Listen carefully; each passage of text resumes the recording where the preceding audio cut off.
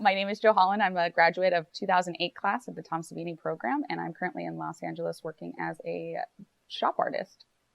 Hi. So I graduated in 2008 and went straight out to LA and pretty much started working immediately and have been working ever since. There's a ton of work out there, so if anybody's actually interested in working, it's there. You know, if you're scared to go to LA, don't be. If you have the motivation to work, you will get it. There's plenty of it, and there's a lot of opportunity that are other than movies as well. You can, go off to do museum fabrication and large props. Currently, I'm working for a company called Cinebar, and I'm doing large props for Star Wars Land and for the new attractions at Universal Studios. But before that, I had been casting silicone for about 8 years with different studios like Legacy, Fractured, Tin Sleeves, Creative Character, and I do prosthetics for the most part and actual casting and fabrication. I learned a lot of this fabrication and stuff for American Horror Story. I didn't know silicone at all coming out. When I left here, we didn't have that kind of opportunity to do it. It just wasn't, nobody really had a grasp on it just yet. So I kind of learned along the way and got thrown into it. So I'm just reassuring you that you don't need to know everything in order to do it. There is something to that, fake it or make it, but don't lie. Have the confidence in yourself that you can do it and just let someone know that you haven't done it before and just to get a walkthrough first. You don't ever want to set yourself up for failure or the company for failure. So today I'm going to be working with Platsil Gel 10. It's a Polytech material and some of the smooth-on materials that can kind of break it down. So I'm using Novox instead of naphtha. Novox is an actual silicone thinner. So it does break down the silicone without completely disperse, it won't evaporate it, it won't just lay on top of it, it won't mix with it and cause inhibition. It'll actually just break it down and smooth it down. This is also a thixotropic. It just thickens up your product so that you can manipulate it. There are other products like a retarder that'll slow it down. You can only go up to certain percents with a lot of these things. Same thing with PlatCat and a accelerator. You can only go so much or it will inhibit your silicone and it won't set up whatsoever. Platsil has about a working time of about 20 minutes before it gets too tacky. I like to hot kick it when I'm doing patching and small fabrication just so that I can keep moving and get the layers on top of each other. So I'll either do that with an accelerator, which I don't have today. You can only go up to 4% with these different products. But what I'm going to do is I'm actually going to add double the amount of B in it, which will cause the density to change, but it'll cause it to kick off really fast. I also have a blow dryer to kind of get that started. So this is a silicone and polyfoam casted head. It's right out of a life cast. So what I'm kind of wanting to show you guys today is that you don't have to take a life cast, correct it, sculpt out your gore and all that stuff, mold it, and then cast into that. What you can do is you can take it right out of a life cast and you can move forward and manipulate it to be whatever you need. It's like, well, we need this head, but he had a scar at this point in the movie, so we have to have that scar. So I'm kind of going to go through the processes of how to make that happen. So it's like sculpting and fabricating with the silicone. With this piece in particular, I'm going to start on, I'm just going to do one side here. I'm going to open up the mouth and ply it open. This piece will eventually have a creature coming out of the mouth. But we can only do so much in 2 hours. Are there any questions about silicone just up front before I get started that anyone has? Any kind of questions or anything? Okay, all right, let's get started. So, yeah, I just use, just a razor blade. And the idea is that the mouth is going to be completely split like this. So I use reference for everything. I was looking up reference on the way here. Every color that I ever matched to, every I did a lot of the mock-ups for Grey's Anatomy recently, and I have reference for everything. It's very rare that I don't actually look at something first before moving forward. The great thing about silicone, though, is that if you take it away, you can put it right back. It's fine. There are a lot of issues recently with silicone not sticking to silicone, which is odd because the only thing that sticks to silicone is silicone. So there are a couple different things that you can do about that. You can open up the cells by scrubbing it with acetone, and it'll cause it to, be receptive to another batch of the silicone to get into there. And so I'm just kind of taking out some of this meat to replace it, and I'm just gonna, make some like organic kind of cuts in here. Sorry about the heavy breathing.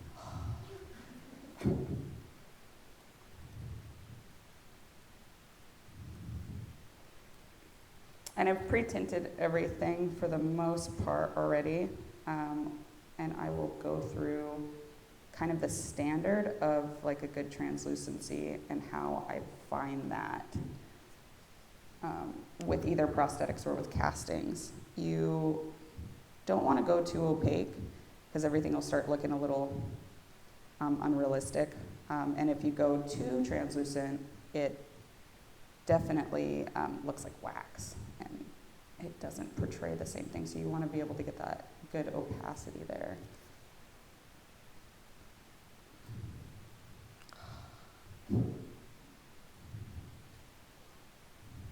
What kind of silicones have you guys used here so far?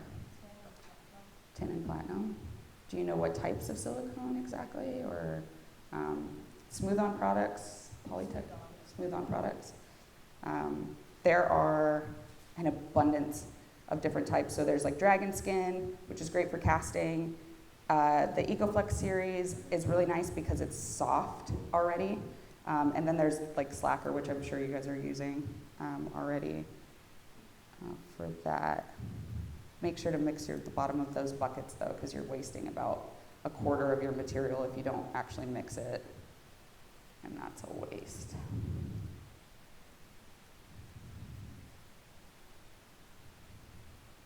So you can kind of get like different like levels of so that you can get the silicone to kind of lay. You can get like one layer of silicone and it'll get into the deep spots, and then you can go over that with the next one, which will sit above it. I like to kind of get like different range of levels so that you can get some depth in there. So this is just like surface stuff.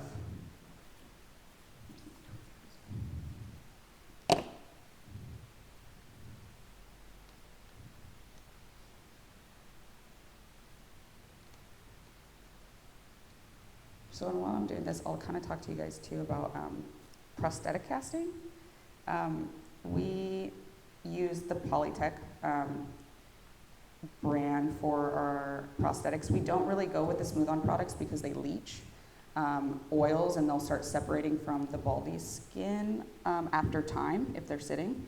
So we like to, we stick with that Polytech stuff. And then the baldies is through Mold Life that we usually use. And there's two types, the alcohol-based and the acetone-based. I've been working with Legacy to kind of, manipulate the products and make it to what they really want for the industry. And so what we're doing actually is we're using the alcohol-based on the surface so that the paints will really grip to it. And we're using the acetone base on the backside, spraying that onto the positive so that if they need to lift up the prosthetic and replace it for some reason, they can use alcohol without breaking down the backside of the baldies. We do injection molds for the most part. And yeah. Have you guys done any kind of encapsulated prosthetics? Anybody done? You have? Yeah. Okay, you guys have done some of those? All right. We usually will spray just out of an industrial gun too, just to get like a bigger mass going. Okay. So you can see I kind of just took out that mass in this, and I'm going to just pull some of that foam out there too. But I'm going to show you kind of how to, like, with the deadeners, when you're softening the plat sill. So a standard for casting and for animatronic skins, we go about 120%. It'll give you good like stretch. You want to make sure that you're putting some sort of four-way stretch behind it, like mesh, because it will rip. Like if it's got like a big eye movement or something, you'll get a tear. But I wouldn't go any lower than 100% because then you're getting too stiff and then you can't get that movement. Also, it needs to be thin enough. I would say about maybe 1/4 inch is the max that you want your skin to really be. Otherwise, again, you're not getting that flexibility. So I usually will just make a cheat sheet for people that first start with us in the prosthetics department to do, different densities. So tops of heads are usually about 120%, foreheads 120% that movement. Cheeks and nose, chin, you're going about 150%. And that's with the gel tent. And then with necks and stuff, you're going up to anywhere from like 180 to 200%. But you cannot exceed 200% with this stuff, or it'll just turn into mush, and it's disgusting. It's terrible. So this is, I'm doing just 100% with everything, so it's pretty easy. So it's easy to weigh out your pre-colors, because what you can do is you do like, so it's A plus B times that by 100%, and that's how much deadener you're gonna get, right? So we know that A plus B, I've only got the A side, so it's gonna be half of that. So if I've got 50 A, I'm gonna put 100 B into that. And you'll just start, once you start doing that math and seeing it, it starts just coming like second nature, and you're never really second guessing yourself anymore. So I'm just gonna make up a batch of this.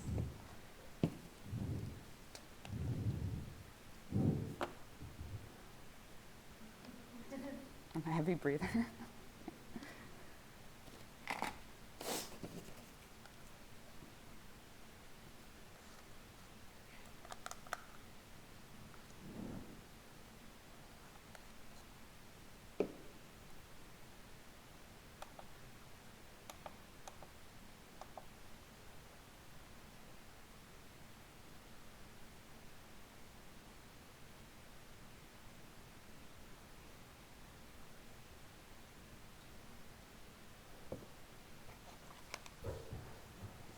Okay, so this is just a clear version of all of these other colors. The reason why I'm making this is because some of my colors are pretty opaque. So I want to just break it down so it's not so strong. And I'll usually, so when it comes to the flesh tone, so you're thinking about your layers, right? So you have your flesh, you have that kind of, when you cut yourself, you can kind of see there's like the flesh, and then there's like that white pink, there's a meat, and then there's fatty tissue. So you're building it up backwards. So if I'm doing this, what I'll start with is that fatty tissue, and then I'll bring it all the way back up to those colors. So fatty tissue color. My colors are a little skewed. This piece in general is going to be more like molding, and I'm going to show you guys. I'm going to make some like mold spots and stuff too, like three-dimensional kind of stuff.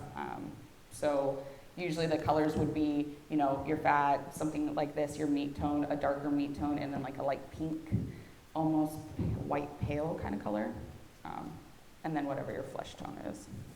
And this one, I wouldn't say it needs to be melted down. That's actually pretty good. And so this is just the A and the deadener. But so this, what I do to get my opacity is I put a fat black line onto my stick.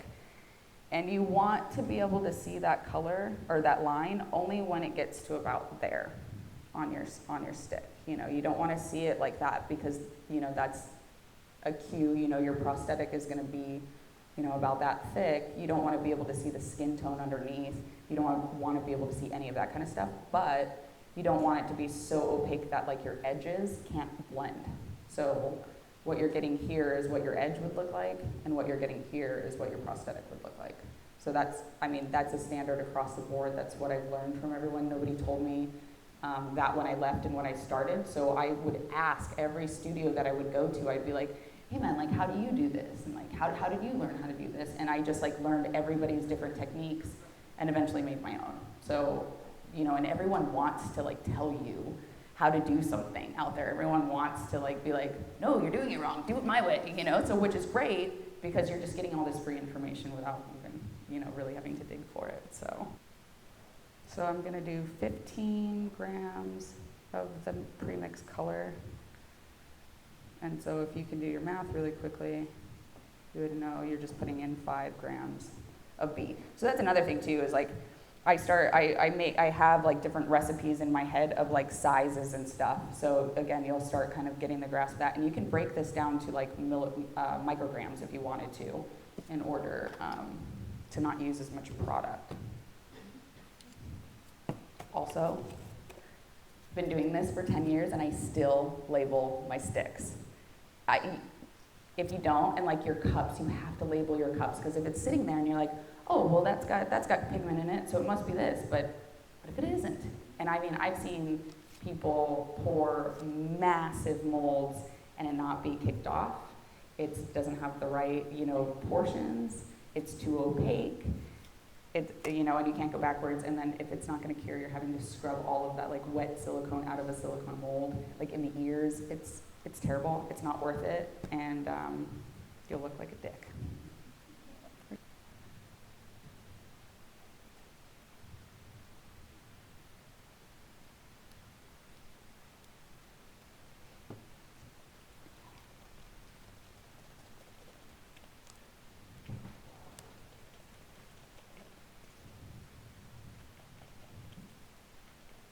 So since this isn't accelerated or anything, I can kind of put it on the side and do some other colors if I wanted to, which is nice about doing that as well. Thixotropic, I eyeball it, even in big masses. I eyeball it.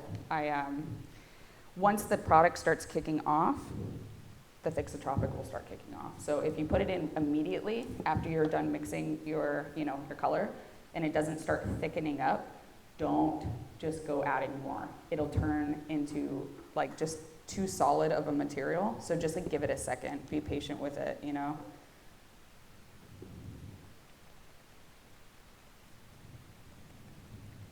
Also, friction, heat, all that kind of stuff will make it thicken up quicker or kick off quicker as well. So you can already kind of see that it's getting thicker.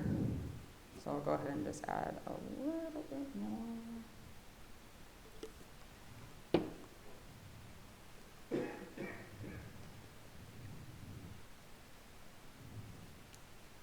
A really cool technique that I like, and I've got some photos of it that I can show you guys afterwards, is especially with the fatty tissue, I'll take it in a monojet, get it really, really, really thick, like peanut butter, and I'll actually just dab small little dots and just like keep building up the small dots, because that gives it that fatty tissue look. But I'm going to show you a different technique to do it if you don't do the monojet.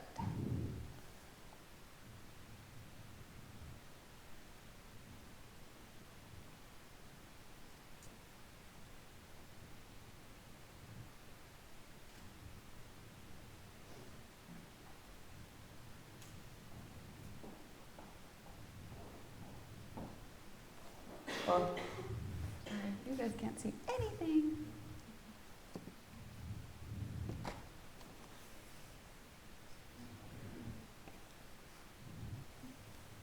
Oh, my dyslexia is fucking out. Is that good? Can you guys kind of see what's happening over here? Okay. So I'm just kind of dabbing it on there, right? And I won't really touch it actually until it starts curing. So that's the best time to manipulate your silicone, is when there's this sweet spot with it where you can manipulate it and it'll stay there. It looks awesome. So I'm actually going to cut this foam out here too.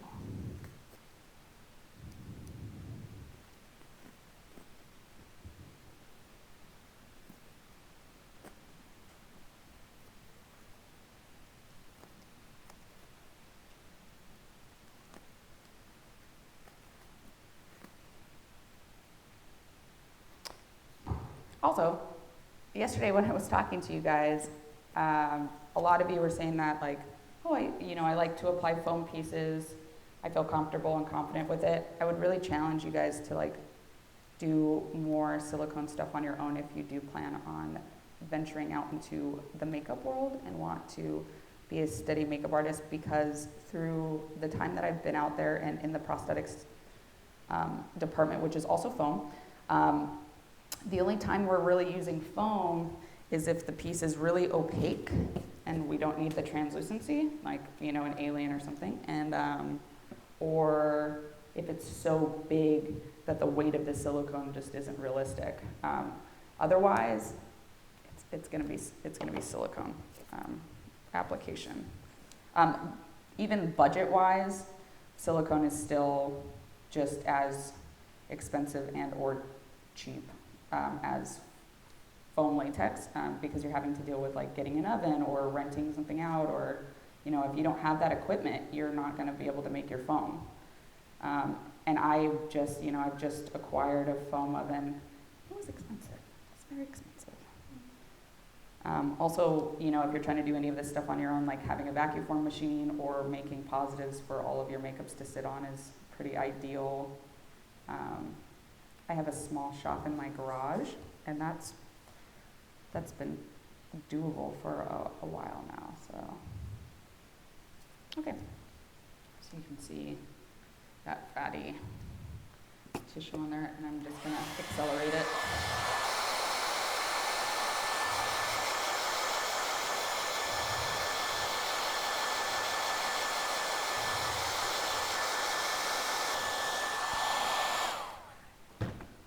So I'll let that kind of use. I wonder if I'll turn it. So this is that sweet spot that I was talking about. It's where, it'll stay where it's going to be, and it's not too cured to manipulate it. I'll take some of the Novox.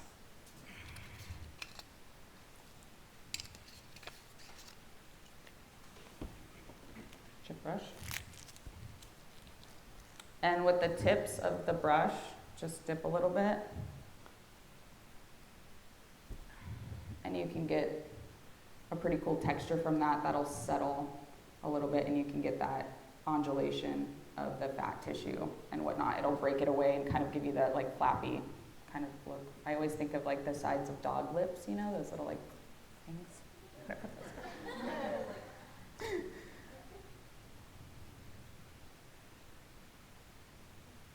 And then you can also take that Novox and clean your surface, like if you're getting any of that silicone onto the surface that you don't want it on, you can kind of just wipe it up.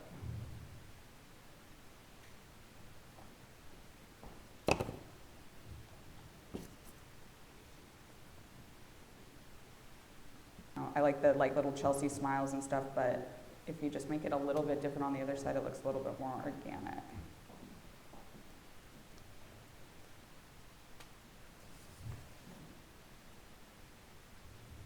And like I said, don't ever be afraid, just go for it. If you don't like something that you did, you just, put it right back. Silicone's pretty forgiving. Whereas like foam, you can't go back. Once you start carving it or breaking it down, there's no saving it or putting it back on there. Ooh. Any questions? Do you guys, yeah?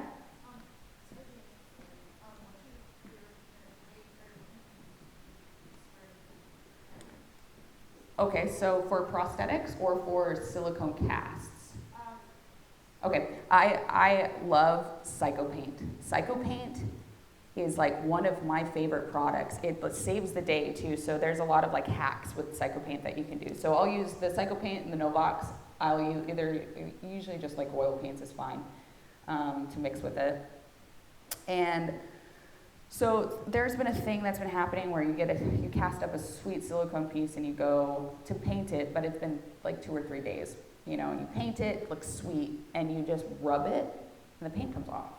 And you're like, wait, why is that happening? I thought silicone sticks to silicone. I don't understand. So what's happening is, especially with the smooth-on products, there's a window. And we've had the guys from Smooth-On come to Legacy to actually talk to us about this, because we're like, we don't understand what's going on. Guys like Jamie and stuff that are just like, I've been painting for years. What's happening? And there's a window. It's a 24. It could be 12, 24, 48, 72 hours that you have where the cells are open enough for it to grip onto. But with the Psychopaint, if you spray the Psychopaint onto your surface, let that cure, and then you paint on top of it, it causes a new window. So you're making a new surface without it distorting your detail or anything. And what I will do with that is, it'll be about, I would say maybe like 50% of the Novox. You do A, B of the Psychopaint, and then 50% of it into the Novox. It could be up to 100% depending on how thin you want it. And then you just spray it clear. Let it dry. It takes about an hour for it to dry. Yeah, and so same thing with Shinizu and all that. You can do the same thing. You can make that new surface on there. Also, same thing with like patching. When you're patching something, if you cast up a piece and like a month later, for some reason, you're like, I really need to patch this seam. You do your silicone work, and the silicone's going to peel right off, no matter what your silicone is. So then what you can do is you can spray that, do all your picking and nipping, break it down, spray it with the Psycho paint, and then you can go in with your patch. And then you can actually seal, so with this in particular, I casted it, I did a straight A and B skin. So if you're doing anything plasticized, you need to make sure you have some sort of skin that is dense, that it doesn't have the plasticity, because it's just gonna be this sticky, disgusting mess, which has happened to me before because I didn't know. And I look like a dick. And so just make sure you put a surface down, but you can use the Psycho paint for that. You can break down the Psycho paint and you can spray it into your mold like you would an encapsulated piece. So you spray it into the mold and then you can cast however soft a silicone that you want, pull it right out. It's pretty, it will literally save you. So do you have to put it into like a spray gun, or is it already clean as like can? So you have to put it into your own gun because you have to break it down yourself. And you want it to be thin enough, so that you can actually get it to spray through. I like using those touch-up guns and stuff because they're easier to clean. Yeah. You can paint it in, too. And you can paint it in just without the Novox, too. Like this one, I just stippled just straight A and B plat still into the mold first and then went in with my other colors and stuff. For prosthetics, it's a whole different process. If anybody's interested in that, I can kind of walk you guys through that as well. When would you do something like Intrinsic painting is awesome, and you can use it in every application, actually. I used a lot of it on the second season of American Horror Story, all those they were big mutants from the insane asylum, and what I would do is I would spray my skin into the mold, and I would take, I love these sponges. I'll mix up like a red tone, for instance, and I'll put a bunch of flocking into it, actually. And then I'll kick it off, and I'll take it, and I'll push it hard into the mold like this, and what's happening is you get a little bit of that color, and then you're getting all that flocking and stuff, so it breaks it down. So I use a lot of it for wound stuff, so that you get that breakup in it.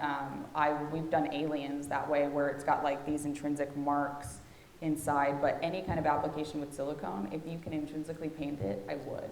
It's awesome. We'll lay yarn into stuff all the time, but submerging it down is key, because then you're getting that, that effect of the depth. Yeah. Takes longer, and it's very finicky, if you're tapping into a mold that's got a skin, if you lift that skin, you have to start all over again, even with releasing it. You can't just go back into it. So yeah, it takes a lot of time. It's kind of troubleshooting too, because you don't know what you're looking at exactly. So, but organs and all that kind of stuff, I would start there if you're interested in trying to up your game on that, because you can go along where the fatty tissues are, where the veins are, and all that kind of stuff. Make sure that all your colors are pretty translucent on your surface, though. So make sure you get your surface skin in, whatever that's going to be. Give yourself, a little bit of 1/16 of an inch, and then start going in with your intrinsic colors. And like I said, you want to kind of keep everything pretty translucent. Yeah, it's awesome though.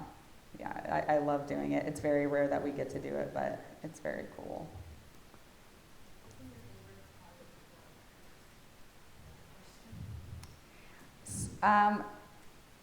American Horror Story, man, I tell you, that was an awesome one, because nobody knew what the show was going to be when it first came out, and I didn't know what I was doing yet, so I was all of these things, and I get all this responsibility, and it was just it was awesome. It was, the best experience. I got to go to set for it and do a lot of the blood rigging for that, and learn from the McCashes. The McCashes were the ones that they were kind of big mentors for me, because Mike McCash is actually Christian Tinsley's brother.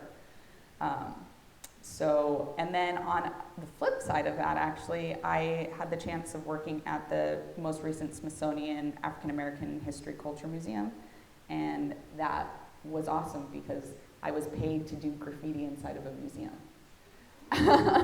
And, so that's what I'm saying, definitely don't limit yourself, and I've had a chance to work with some of the puppet guys over at like Robot Chicken, where it's Stupid Buddy Studios, and that place, man, is like, it's like a toy store. They have like cookies and candy and this and that, and like little areas for you just to like chill out and hang out with the guys that you work with, and it's so fun.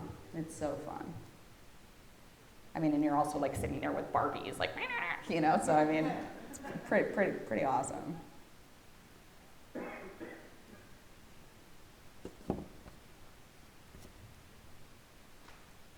see where this is at. Do you have any issues with silicone sticking to the polyfoam? Quite the opposite. So the only thing that sticks to silicone is silicone. Like, there no other way around it. It just does not stick to anything else. But there is a really cool product called Somafoma through Smooth On, and then Polytech has an even better one, and that's a silicone foam. Really soft. You have like 15 seconds to get it into your mold.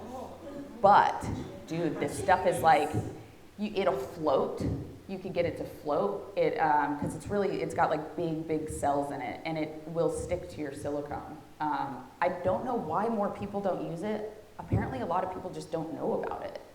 And I love it. I think that stuff is great. But for me, for like this piece in particular, you can see it's only stuck in certain areas, and I use cotton balls.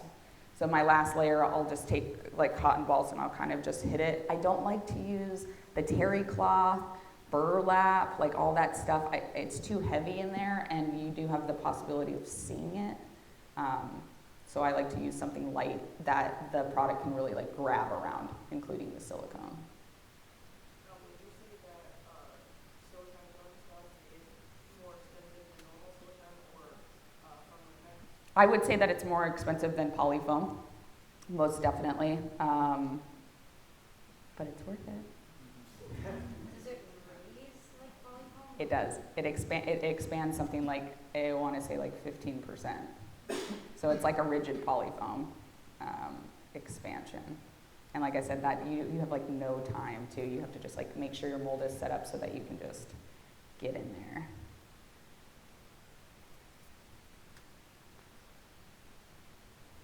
Okay. So got another big huge hole. I'm actually going to go on to the other side here and start getting some of these other colors going. Just a second, because I'm like obsessed, of course, and now I'm like, I'm working on a project and I can't stop. I hope you guys are like that. Like, I'm still like that when I start on a project.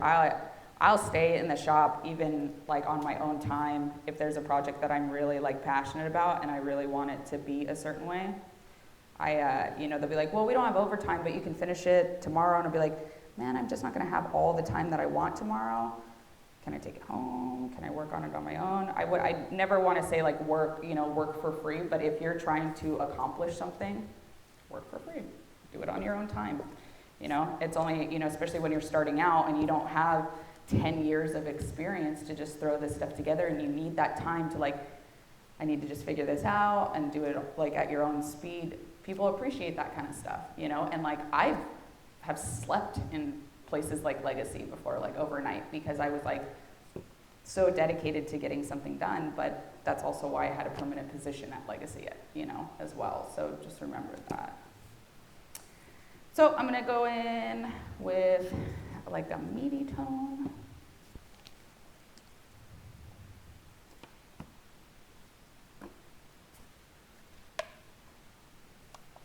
I hate silicone. Okay, man, I can't, this apron, I'm like, please just don't do what you always do. Because I immediately go, because you're just covered in it, man, and you can't do anything about it until it cures. So it's just like all over the place. But funny story, when I did my first application for Face Off, I was like, yeah, man, I know all about silicone. I literally hadn't even touched the stuff.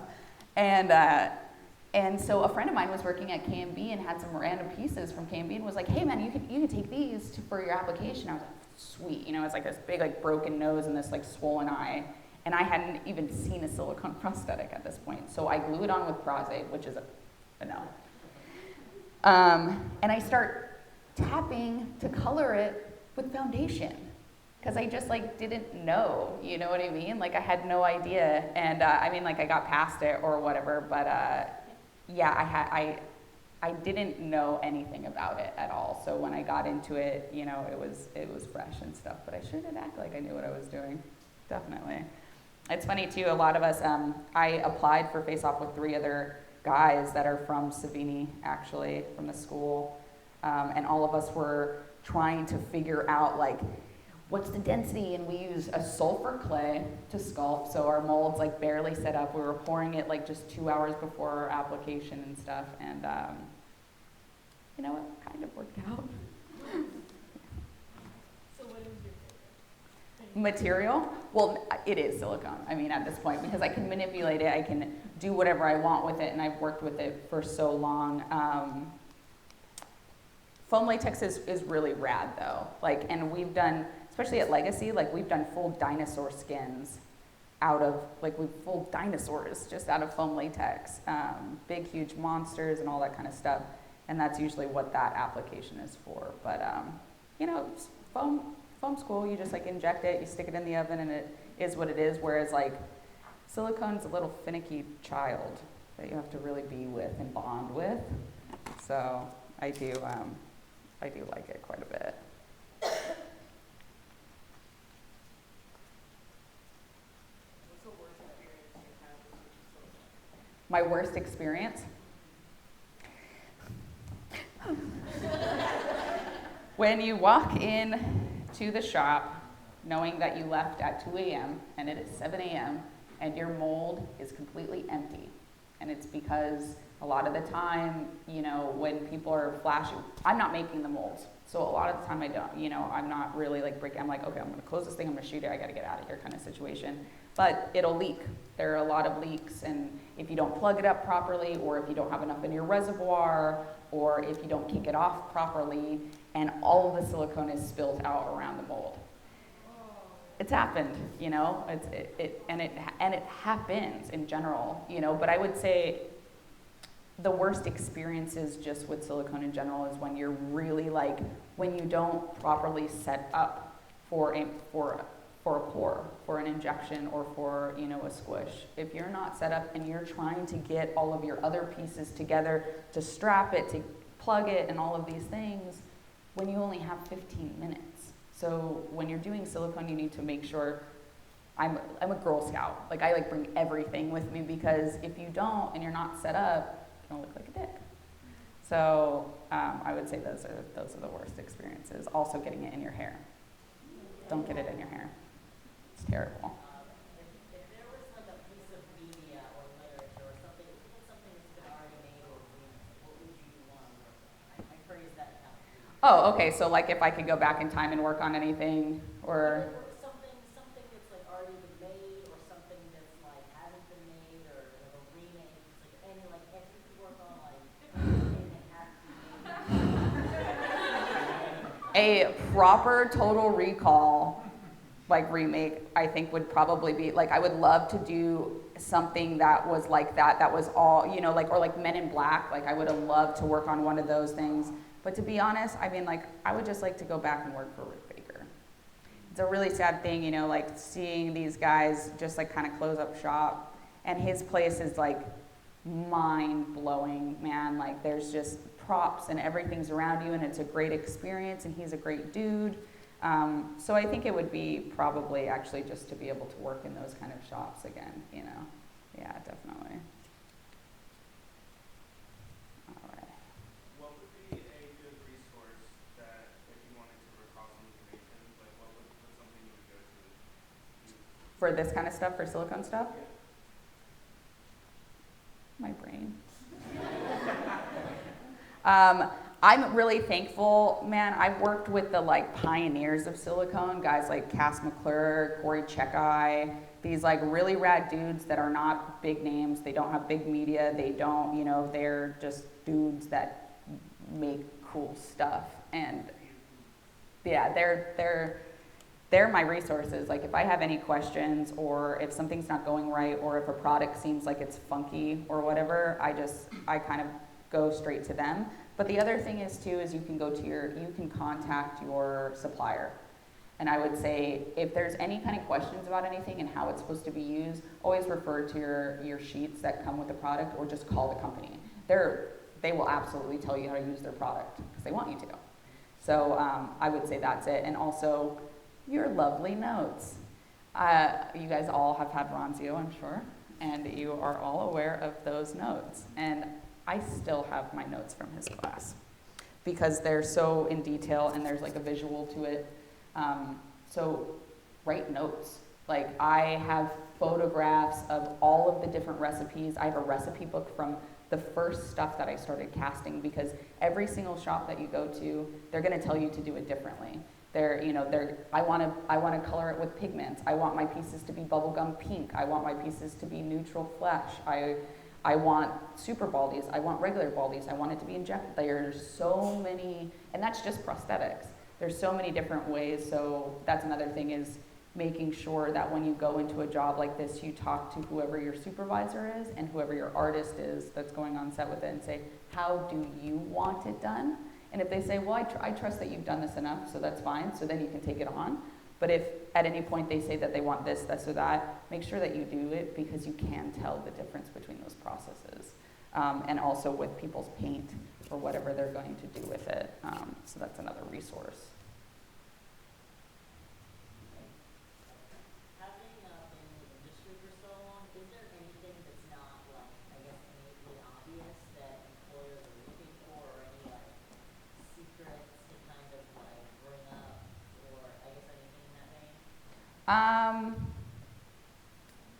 Man, I've hired on a lot of crews and stuff, and I would, when in doubt, pick up a broom kind of attitude, like if you're standing around at any point or you're not enthused by what you're doing, you're not really wanted around, you know what I mean? Like, some people just see it as a paycheck kind of situation, and I would say that's the biggest thing out there as like a hack to keep your job, to get jobs, to get referred, is to want to be there and want to do everything you can to make your work good and make your environment pleasant. You want to make friends, man. Like, I wear these contacts because I want you guys to understand that it's fun. Like, I still love doing what I'm doing, and I'm having a blast doing it. Like, and I'm doing it in work, out of work, at home, like all over the place, and I'm not sick of it, So that's also something to keep in mind. If you could go back to when you first started and give yourself any advice, what would it be?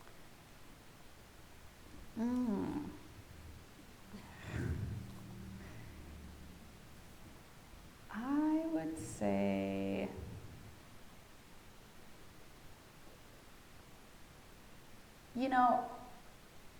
I would just tell myself, like, it's going to be okay.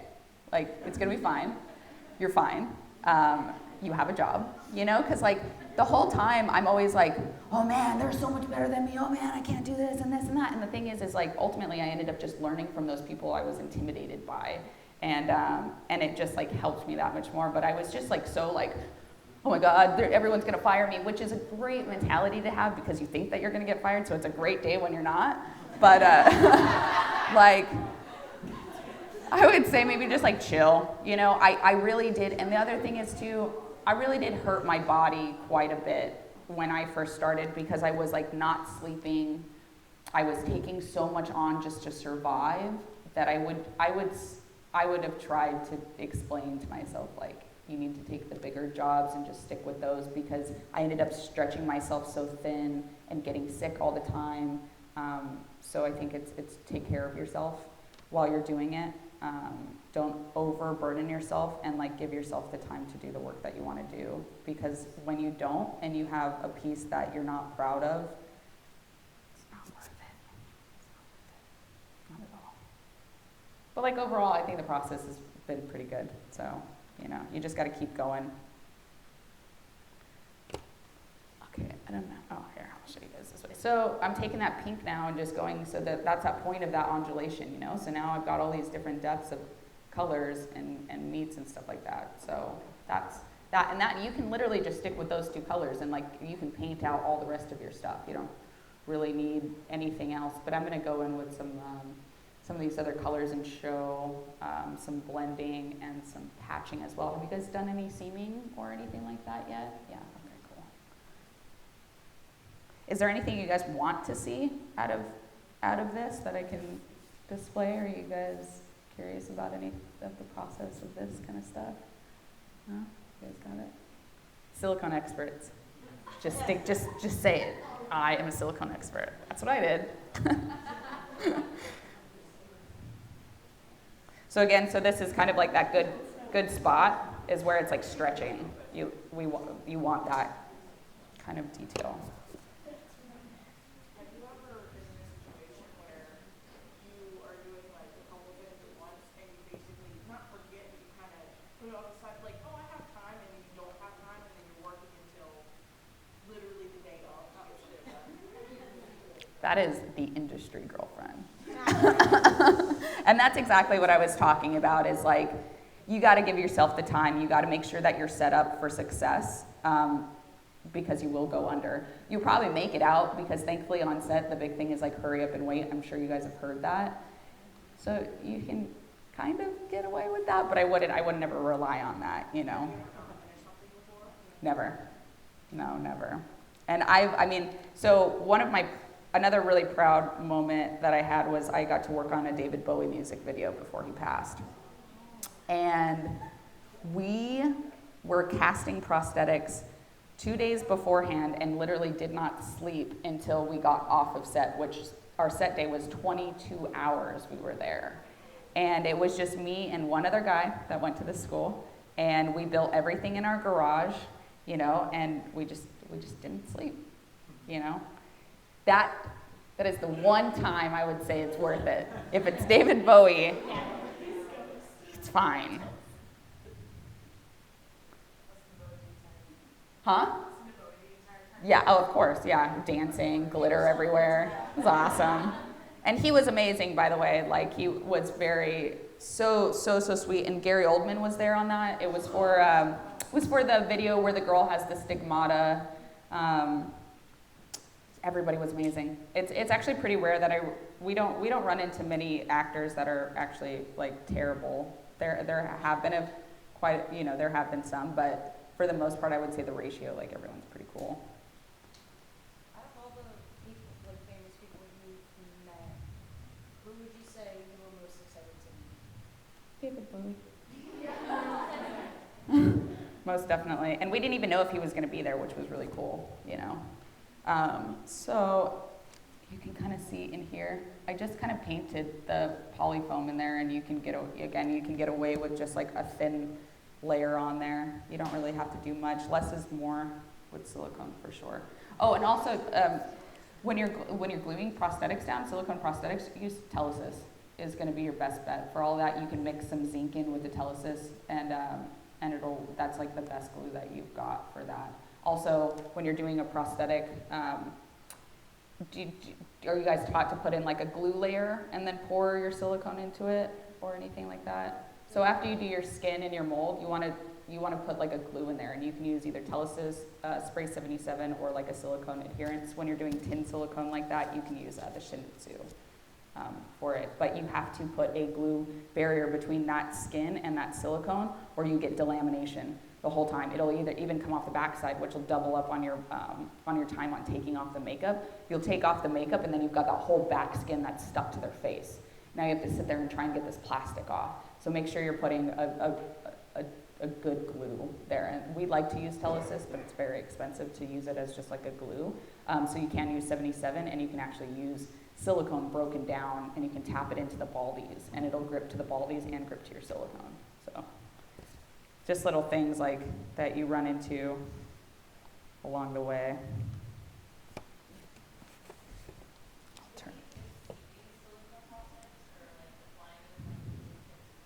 So seaming silicone prosthetics is actually quite interesting because you have to break down that baldies. A lot of the time, like tops of heads will have like a split on the backside. So what you're going to want to do is you take tweezers, pull the baldies and pull it up as much as you can, And then you're going to take it about a 1/4 inch away from your seam, all the way down. From there, then you're going to put like an adhesive down. You can use Telesis, you can use Prosthetic, any of that kind of stuff. Let it tack up, and then go ahead and go in with your silicone. You can go straight in sometimes too if it's not too old. And then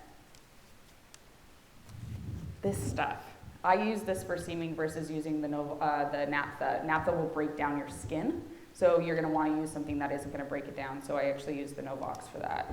And again, so your silicone isn't evaporating or anything. And with the alcohol, when you use alcohol and you're like smoothing your surface, it's going to take double the time for that silicone to cure also. So this stuff just comes right, like evaporates off of the material versus the material dispersing or mixing with it improperly. But that's a tricky thing. There are very specific people that do those jobs in particular, because even the vapor from like naphtha, acetone, or alcohol onto like close to an edge, like say you've got like something right here and you patch it, but you've got an edge right here, the vapor from your solvent will actually break down your edge, and then it's gone. And you can't get that. Like you can do things called extended edges with baldies. You can actually, so like if you've got a neck and it tears away from your flashing and now you don't have an edge, you can actually spray the baldies in a way that you can build up that edge again so that you don't have to cast a whole nother piece. But again, really, you gotta be really careful, because those solvents, like I said, even the vapors will just like tear apart the edge. What are baldies? Baldies is originally it comes in a plastic little beads, and the plastic little beads are broken down, and then it's sent to us in a bottle. Then you're going to break that bottle down. 6-to-1 is where the ratio is currently. The ratio changes every 6 months, like no joke. And so you kind of have to test it and make sure it's thin enough, but it's usually about 6-to-1, 5-to-1, acetone or alcohol. And so it's a plastic, and that's your encapsulant.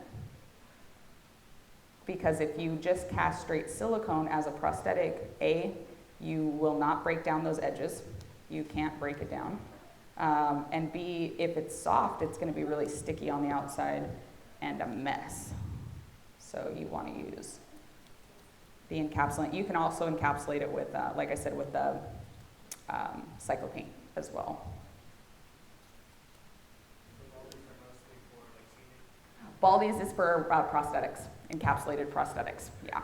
And you can use it as like a surface in, like if you're gonna, I've done open surface castings where you can put a skin into your mold, pour your silicone in it, and your backside is raw silicone, so you can get that silicone to stick, but at least you have an edge and a surface to paint on. So the biggest point of Baldies is A, so your piece isn't sticky.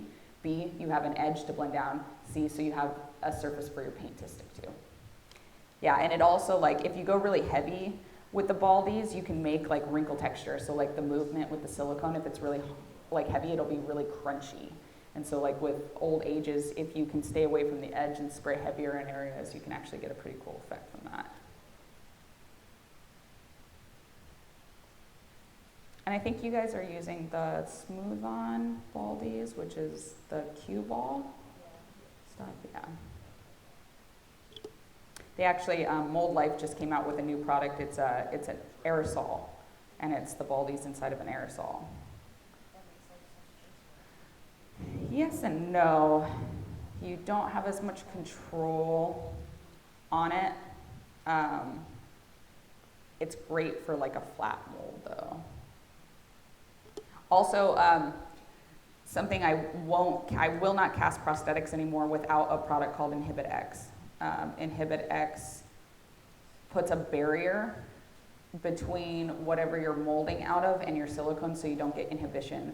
Products like 1630, Repro, fiberglass, all of those types of molds, when you're casting silicone into it, if you notice, the silicone's really, really sticky on the outsides of it, and it's because it's causing an inhibition. So I'll actually paint the inside and the outside of all of my molds with the Inhibit X before casting anything. The other great thing about Inhibit X is that you can actually spray it, or paint it into a tin mold, and you can cast platinum out of it. You can paint it into a mold that's had latex, cast it out of it 100 times, and then you can cast silicone out of it. So it's really cool. There's also a couple other techniques to cast platinum-based silicones into a tin mold is to, you actually crystal clear the mold.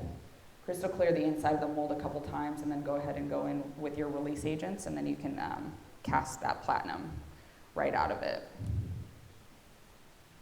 When you use the latex to like put it into the latex mold that you use a lot, if you use that again in the latex, can you like wipe it out? Absolutely. The Inhibit X isn't going to do anything to that latex. And every time that you cast out of a mold, you should, and plan to cast silicone again or any kind of product like latex, you should be cleaning your molds in between pretty thoroughly. We usually clean all of our molds with alcohol, and then we'll take it to a sink and do soap and water as well. Oh, and there's this really cool product called Royal Jelly, and that is the new replacement agent for soap. Soap is actually like, we don't dilute the soap anymore because I guess the recipe on the soap is different. It won't be a barrier anymore. It's really weird because we usually use the Ivory soap, which is a clear Dawn dish soap, and we don't even break it down anymore. We just put the soap straight into the mold and brush it through. But I really enjoy this product, the Royal Jelly. You put one layer into it, and you can cast silicone out of silicone fine, and it comes right out. It's a water-based product. And I think places like Berman Industry is where you can kind of get some of that stuff.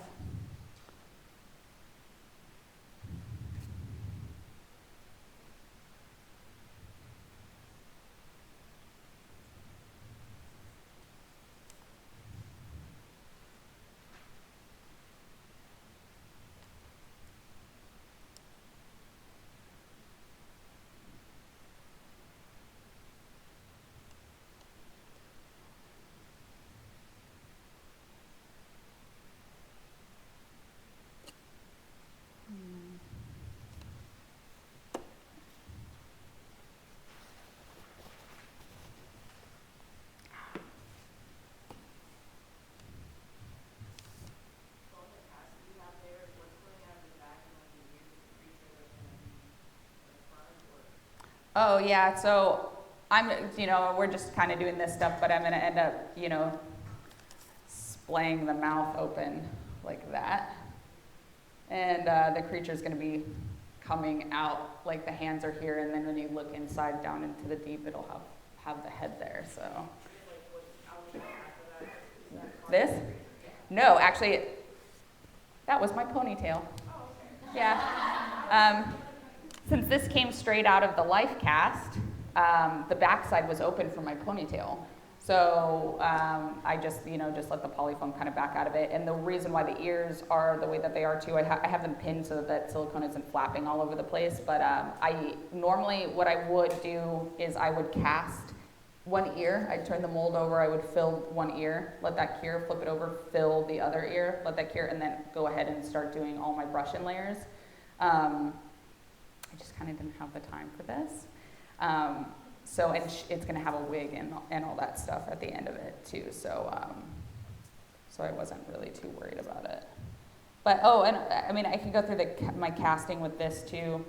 I did the A and B stipple layer in here, and then I did 3 layers of silicone. So your first silicone, like colored layer, should always be without a thixotropic component, and just get it in there nice and wet so it can really sink down. And then after that, you can kind of start thickening up your product on your second and third layer to get it thick enough for what you want.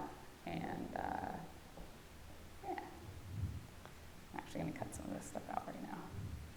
But you can see, like, it looks actually pretty cool. You can sculpt out your foam and stuff like that, and you can actually like make fatty tissues and muscle and all of that with the foam. So I don't know if any of you guys are familiar with an artist named Chet Zar. He's a dark artist out in LA. He's worked on so much, but he has this, he puts on this art show that is mostly special effects artists that are submitting dark art. And I'm actually going to submit this piece into it and then probably donate it maybe for a museum or possibly for here if they're interested in having it. It's just for fun. Originally I was like, oh yeah, I've got my head cast in the back, I'll just cast one of those up for the demo, and I was like, oh, I'll do some stuff, and then I was like, oh man, I'm gonna like make a thing. So it's so rare that, I get to make like a full silicone casting for myself, just because I'm always so consumed with work that I'm usually using different mediums to teach myself how to work with other products when I'm working on my own projects. Work-wise or for myself? Oh, yes. The most recent project that I worked on over at at Cinnabar, at the studio that I'm at currently, is Star Wars Land. We're making huge props for it, and they're actually, people say terrible things about Disney and all that, but they're actually giving everybody that worked on anything in the new exhibits, they're offering 2 free tickets for both parks for us to go on the 24th of May before it opens up to the public. Damn. So it's pretty cool. And the props that we made are actually for an installation in, like we did the Millennium Falcon. I'm sure you guys have seen images of some of that stuff from like the overview where they found it. Yeah. And it's, it's 1-to-1 scale. It's really, really cool. But we also made Kuiper crates for people to, they can get their own lightsabers and they choose their own crystals, and they have their, their own lightsaber to go around the park in. And so we built these huge industrial, Star Wars style crates from nothing. And so a lot of what I'm doing right now is actually carpentry work and working with, that kind of medium. So yeah, that's the most recent thing. And then for myself, I went to a very large music festival, and it was a Alice in Wonderland themed event. And I did a series of costumes. We did King and Queen of Spades. And we built these huge like headdresses that look like crown of thorns. And then we did jesters the second day and had these like big eccentric like mouth masks. And I built all of it out of my garage. So all this stuff can translate in so many different ways. So.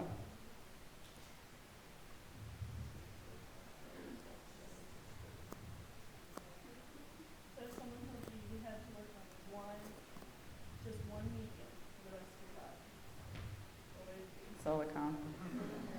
And that's just because like I've invested so much of my time to manipulate and to work with the products that I couldn't say no to that, And it is really cool. It's definitely the like top notch for realism and any of that kind of stuff. So yeah, I would definitely say silicone, and painting silicone is awesome. You can get all these really intrinsic thin layers to build up that translucency that you're looking for. So it's still, there's still nothing better than silicone when it comes to making flesh and all that. Although I kind of wish there was, because that would just be cool. But how many of you guys want to work in labs? Yeah, in labs. Okay. Yeah, like a shop. Yeah. Yeah. Okay. All right. Oh yeah. Yeah. So shops are labs. Yeah, and then on set. And how many people want to be on set applying? And so okay. Yeah. All right. And then it looks like a mix. Some of you guys want to do a little bit of both. So for just like street cred in general, like it is cool. It is like the coolest when a makeup artist can actually make their own prosthetics. And that's only because a lot of the time we get so much feedback from the artists, and they're like, well, we would have liked this and we would have liked that. And it's like, but we can't do that. The material can't do that. Like there's no way around that, and this is the best that I can give you, and you ultimately feel like a failure because you're like, well, I can do anything. But the product can't, and you are at the mercy of your product. So when an artist knows the process, knows the products, and knows you know, what the best thing is for it, it is just so much better, and like you have such a better relationship with that artist and stuff. You're not having to fight them, and you're not, you know, so I think that's a cool thing, you know. So if you're going to be an on-set artist, like just understand that the people that are making your pieces or making whatever it is for you, sometimes they can only do so much. So, you know, give them a break. Out of the artists you work with, how much would you say know the product versus don't know the product? Yeah, so I mean, I'm really thankful that I've worked in a lot of the bigger shops. So a lot of those guys like know what's up, and a lot of them came from the shop. Low budget stuff though, it's most of the guys don't know anything, and a lot of these kids are like straight out of school without going into the shops and like putting in their time there. They just go straight onto set and they're freelancing for low budget, so they're not really aware of what's going on. But not to say, like, are you guys familiar with Brian Sipe? He's like the leading guy for all of the Marvel movie makeups, and he gets these like wild ideas, and he's like, well, why can't we put the duck into this, and you're like, oh my God, no, there's no ducks, and we can't put that here, and no, and but ultimately, you know, like, it's cool because I really do try to, like, most of the time I will just say yes, I will put the duck in there or whatever, and I'll try it, and then I will present them with the POS that comes from that. To prove to them that, like, hey, you know, like, it's not gonna happen, and like, you can do it yourself, and you know, whatever. But yeah, most of the time, you know, with those bigger shows, those department heads, they know what's up. We're usually not dealing with the one-on-ones with, you know, like a team like on Captain Marvel, they had a team of, I think, like 17 artists. So, and we're dealing with 2 of them. So, and they usually know, but it's a different world. Low budget and big budget stuff. It's so good to do some low budget movies just to get more experience on them, I learned an immense amount from being on low budget, and I think low budget stuff is really cool. I love like B film stuff. I love when people want to do all practical, but I do really like the blend between practical and non-practical too. So, and that's actually on another subject. I looked at a lot of your guys' portfolios yesterday, and I saw that you guys are doing ZBrush here. I would really advocate to try and like hone in a bit on that skill, because when shops are getting slower, you can actually jump over into designing. Like, people aren't making maquettes anymore. They're not sitting there sculpting out that kind of stuff anymore, because they're doing it digitally, and they print you out a piece of paper for reference, or they're printing you out a maquette for reference. So I would really, really say, like, try and get honed in on that, especially if you're looking to do design, you know, character design and all that stuff, because that's where it is now. They're not sitting there and doing live sketching anymore, any of that kind of stuff. So, and those guys make cheese, man. They make a lot of money, and and they get to sit in comfy, air-conditioned little spaces, and it's pretty cool. It would be like, I really wish that I had that behind me. I just don't, you know, I didn't have the experience with it. So you guys are really lucky to have that.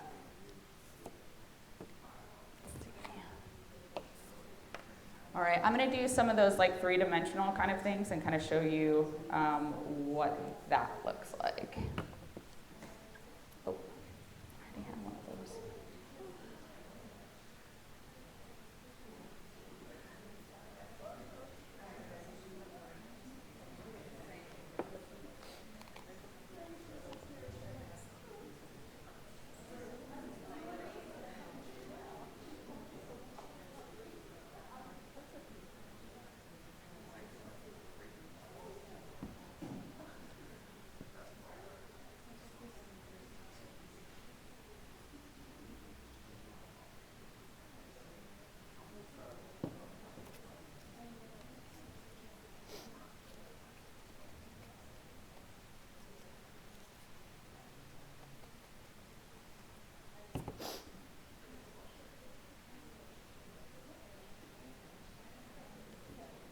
When you're personally buying for yourself, do you have like a good like place or website that you would go to specifically? For materials, so out in LA, there's a ton of these like warehouses and stuff. So Berman Industries, Friends Beauty Emporium, Nigel's Beauty.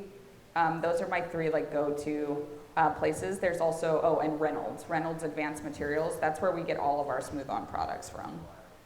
But anywhere that you live, there should be a smooth-on distributor somewhere near you, and all you have to do is just call smooth-on, like their main line, and just ask them where the closest distributor would be for you. And what is that?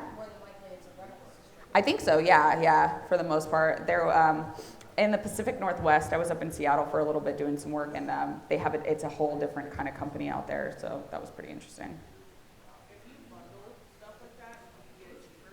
Like, can you do that? Like, The only thing that you're going to get that like write-off on is for the shipment, because sometimes it'll be just like one flat rate for all of the above if it's nothing bigger than like a gallon kit kind of stuff.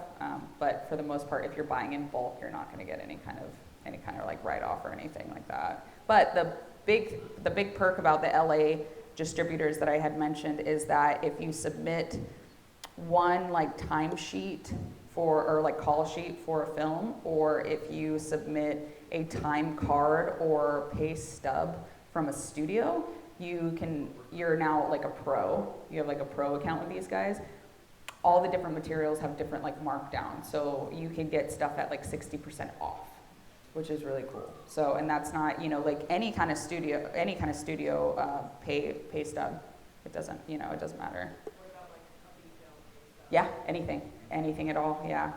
It can be a low budget thing that your friend hires you to do in their backyard, but as long as they can make it look, like it's like they're paying you, which they should be, you can use that.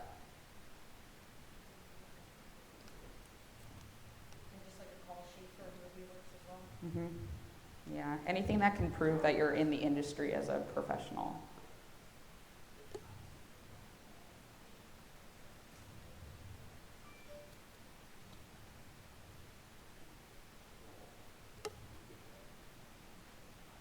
So, and you can use Capasil for all of this stuff too, by the way, like for thickening.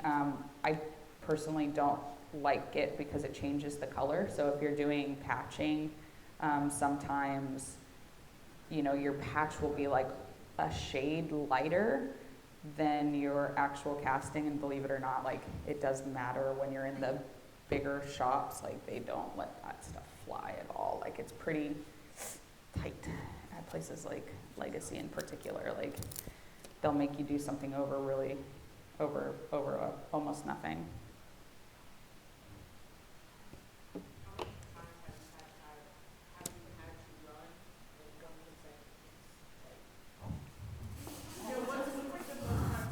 You're like getting into these like dark spaces, man. Okay, so it happens all the time where you're having to run a piece. I ran a mold, 10 plus times just because we're trying to troubleshoot it, or because like when you sculpt a prosthetic, please prod your prosthetics. I cannot stress it enough, because I've sat with a hand sander, like an orbital sander, and have been grinding the positive of a mold because it's undercut, or because it's too thin and we need more depth on it, or, so it's stuff like that. So usually your first runs are to kind of see that kind of stuff, and then you have to go in with your alteration. So most of the time you're having to run a piece twice for something like a company like Legacy, but I really try to strive to get the first run out to be usable, because that's awesome.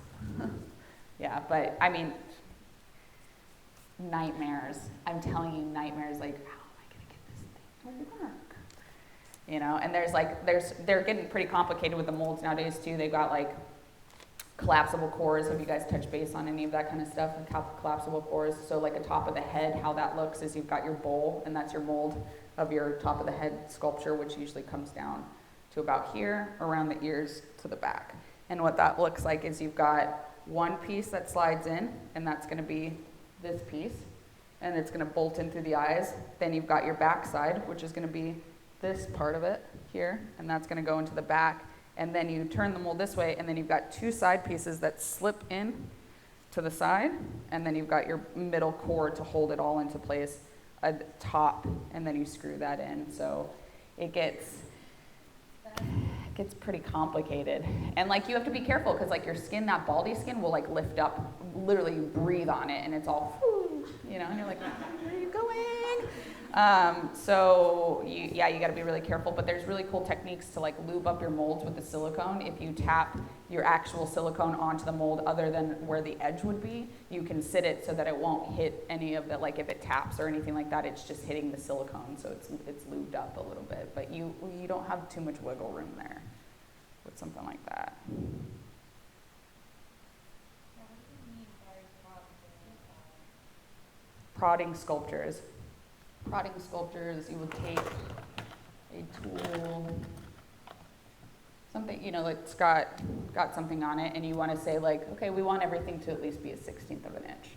So you'll mark a 1/16 of an inch, and then you'll go into your sculpture, and you'll poke it all the way down to the surface, and then you'll see if it's how high it is. You know, you can poke it down, and you can even mark and pull it up and see where it's going to be on your line. So that's prodding. So you would do it in, you know, basic areas, like especially here, like any of your really tight spots that you know that you're gonna have. Middle of the cheeks is always pretty thin, here's pretty thin, here, you wanna make sure, just to make sure you've got at least a 1/16 of an inch or an 1/8 of an inch of material there, or else you're grinding it, and it's horrible, because then you're messing with the shape that the sculptor had intended to have originally, so.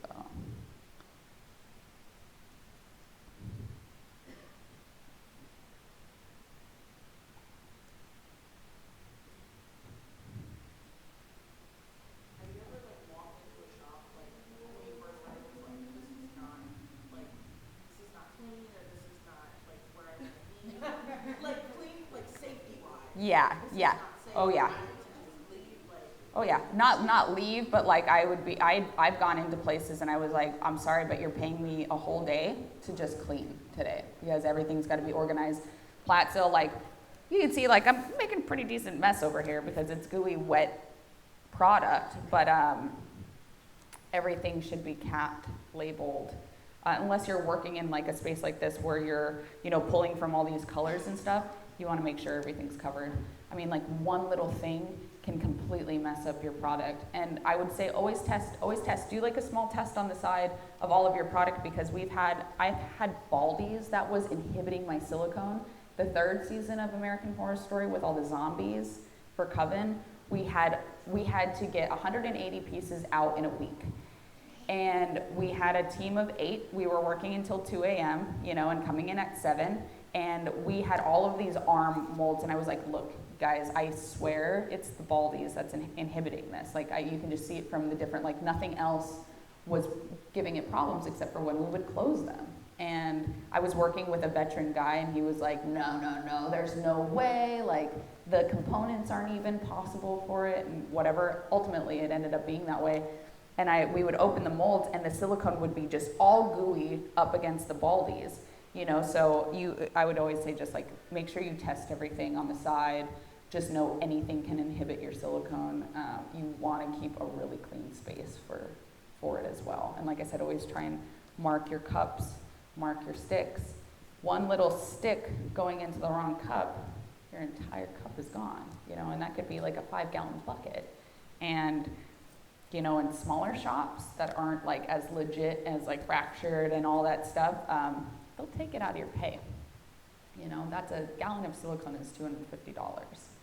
And just because one side of the component is gone, that means your other side is too, because most of the time you can't buy just like the B component or the A component. You have to buy them together. So be careful. Fan brushes are my favorite. This one in particular, these are really great. And again, like smoothing over silicone with the Novux. Yeah, you can kind of see those dots. But you can kind of just like smooth out the edges on stuff like that and get it to raise and manipulate shapes and stuff. It's just like sculpture, you know, if you get the product thick enough, you can make whatever kind of shape you want. It'll hold its shape completely. Like I said, you've got that 15 minutes of working time. So if you can get it in the shape that you want it to in that amount of time, then you're set to go.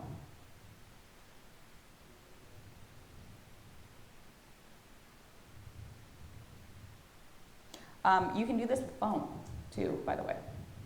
Foam latex. So you can make up just a small batch of whatever you're doing, and you can actually like sculpt out with it. The difference with the foam to the silicone is that once you get your initial shape, you can't really go back over it because it skins.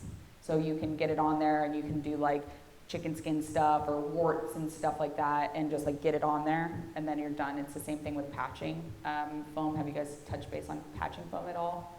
A little bit, yeah, okay. So like you get it on there and you immediately just go in with your tool and start getting like your textures and stuff in there, and then you heat gun it, you know, and then the blending wise, when you're blending it, you're just taking, you know, something like an edge and just pushing it into the product. You can't really like feather it out with like a fan brush or something like you would with silicone. So there's a difference, but you can do the same kind of stuff. And also something that I've done before, like they were like, we need a liver really quick or whatever. So, you know, I would just get like a piece of couch foam or rigid foam and I could sculpt out the shape, and then you just paint your silicone layers on top of it, like the intrinsic kind of painting. You can do like different colors and build up that depth and what have you, and then you can fabricate on the outside to give it the textures and stuff. So you don't have to sculpt everything and mold it. You can just fabricate it.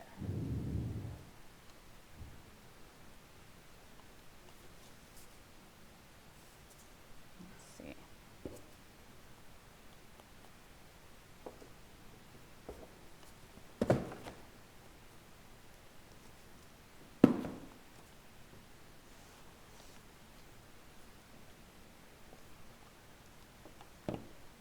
How many of you guys actually want to work with silicone? Oh yeah? You're not sure yet? Yeah, it's definitely the way. I really do enjoy the product quite a bit. There are different companies too. There's two companies out of the UK that produce their own type of silicone system. It's pretty watery stuff. It's for injection molds for the most part. And Platzel makes a gel 25, and that's what we actually use for most of our injection molds because it's like water, and it'll just flood and fill, and you can bleed everything, and it's awesome. The only thing is that the density on that, again, you have to test everything, because you could get the gel 10 and be working with that for years, and then you get this new product like the 25, and the 25, when you're plasticizing it, is half the amount of deadener that you would use for the gel 10, but it does not specify that on any of the packaging.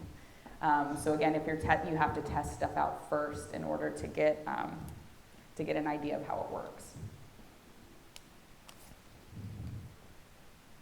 But there's definitely there's a different type of silicone for every application, you know. And I like the Smooth On products a lot for casting pieces, heads, and body parts, and all of that, because that's what it's built for. It's already got a softener in it. It's like self-skinning polyfoam, kind of in the sense that you don't have to put some sort of skin on it, and that's why those products are bomb. Pigment-wise too, you can use universal pigment, you can use oil paints, you can use whatever the product pigment is going to be to get your colors for.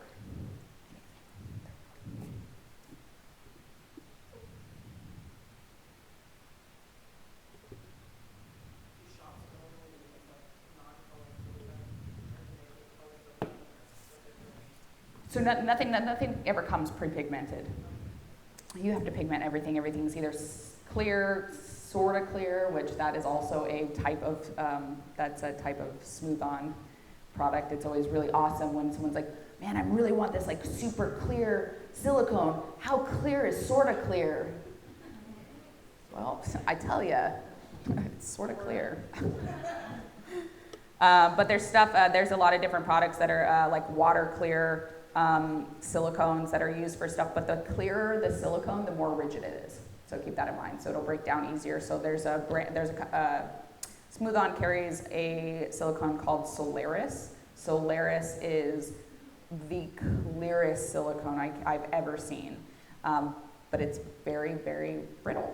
You know, you cast like a strip or whatever, and if you completely bend it in half, it will break. So what we use that for is we put LEDs into tubes and we fill the tubes with the Solaris so that we can still get that LED effect, but it's encapsulated in the soft product. Yeah.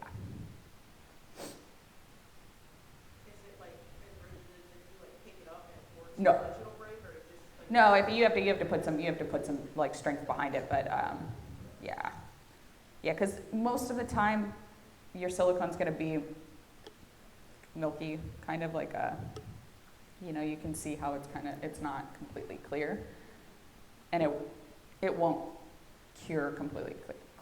Whenever, oh, and that's another thing. So when you're pigmenting both foam latex and silicone, when it cures, it's going to be a different color. It does. It usually like mutes out. So with, you know, you just want to do a test on the side with your color, and then same thing with foam latex. When you mix it, if you do like a little batch for test colors, what you can do is you can then, when you're done mixing it, you put it onto a board or whatever, and you can spray it with alcohol, and it'll actually turn to its like what it's going to be when it's cured, so that you're not having to sit there with a blow dryer, because that still isn't going to give you the absolute idea of what that color is going to be.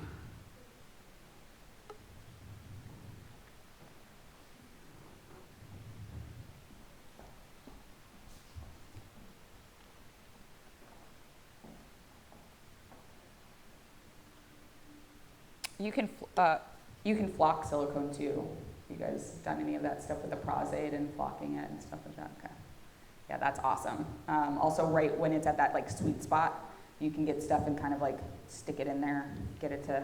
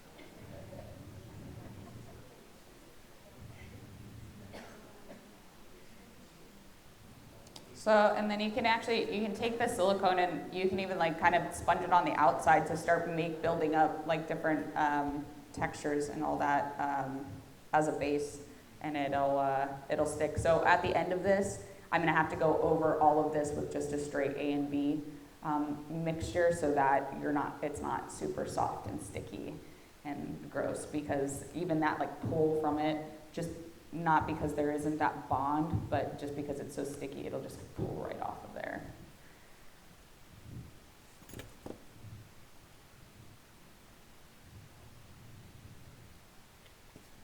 And I use like the sewing pins I have over here. You can manipulate the big thing, like you can kind of see how this is like folding in, so that's natural. I don't know if anyone's ever gotten like a fat gash and like a soft spot. I just recently like slit my eye open, and I was like staring like in the mirror like, what does that look like? Why is it hanging that way? The like weight of tissue, you always want to remember that. Like, so the bottom of a cut, like if you're cutting here, this bottom part should be heavier, you know, so like fill that with silicone and like get it to be heavy and like make that flap so that, you know, it looks realistic, because there's a lot of weight the skin is holding all that stuff together. So when you cut it, it's not just like this like open space. It's like it's weighted and all of that. So try and kind of keep that stuff in mind.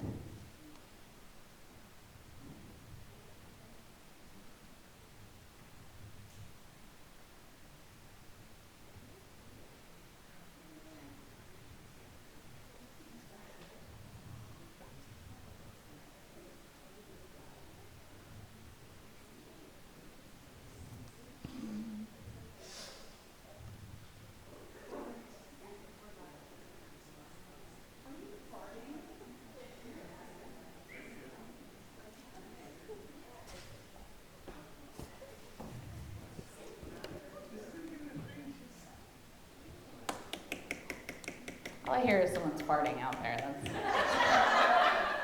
That's all I've gathered so far.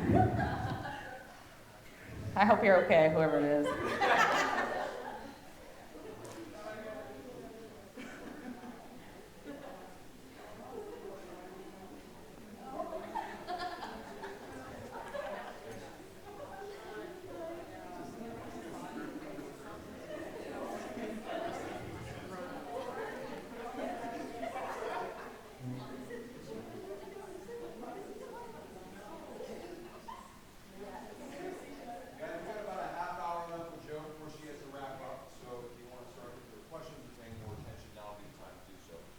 Yeah, you guys are more than welcome to come up too and kind of like touch and see the softnesses. I like that.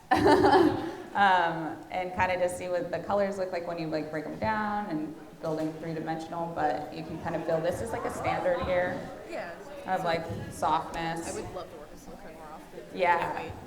I'm in second semester. Oh, great. Awesome. That's awesome. Yeah, you guys are welcome to poke and prod and all that stuff. So usually like extremities when I'm casting a head, I'll usually like the full front of the face, I'll actually make it like solid, you know? Yeah, go ahead. Yeah, you can open it up and you can kind of see. So like, and you can like, again, you can like shape any of this stuff out to be whatever that form is going to be for you and like get something in there or do whatever, you know?